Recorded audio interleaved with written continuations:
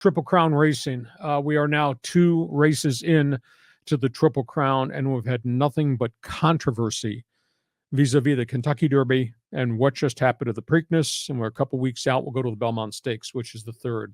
There have been 8 horse deaths at Churchill Downs and at Pimlico, wrapped in and around of the Triple Crown races. They got a huge problem with track conditions, huge problems with horses breaking down. Bob Baffert lost a horse the morning of the Preakness, and then his horse wound up winning at Pimlico.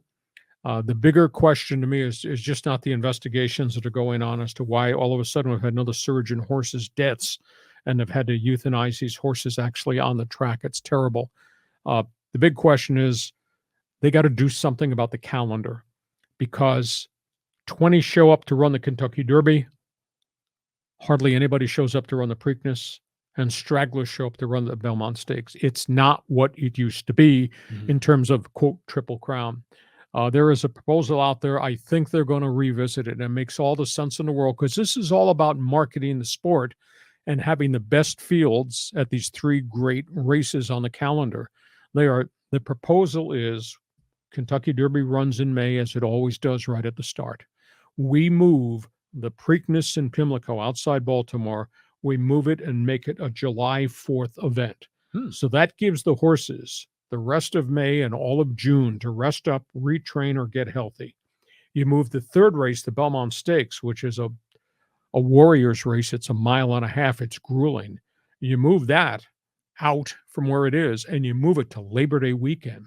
So you would then have the rest of July, all of August, for everybody to get healthy and train to go up towards Labor Day weekend. And then you still keep in place November, and obviously the Breeders' Cup Classic, the Mile, the Turf, all those great events, the season-ending championships that would run in November. That, to me, makes an enormous amount of sense, because when they broke the gate at Pimlico, they only had 7 horses. He had 7 horses. How can that be a marquee event with only 7? It should be 20 in each of them. So if I were king, and since I know everything about everything, you're the one that said that.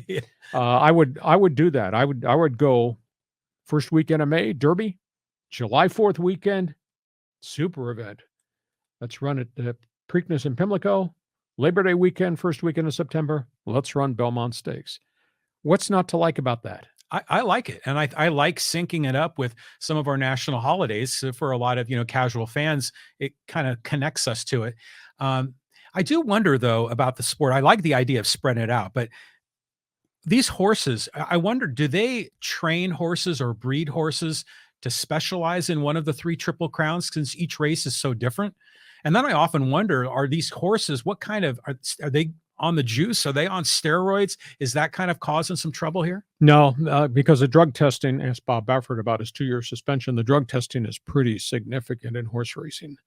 And they are tested all the time. It's just a wear and tear factor. I mean, when you have the Derby and you have to come back 2 weeks later and run the Preakness, there's hardly any time for recovery. And if you got an injury, that's an issue. Plus, you got to travel. Exactly. So that's what I think is the critical thing here. The track conditions have become a problem. We had a really bad situation a group of years ago at Santa Anita. We had 28 horses die because they were changing the track conditions and horses were breaking down in the footing, and they've kind of solved that. Del Mar had a little bit of that too. But the scheduling, to me, is really a big issue. And I think, again, the sport is all about marketing the sport. And I do believe that this is the best road to go. All right, let's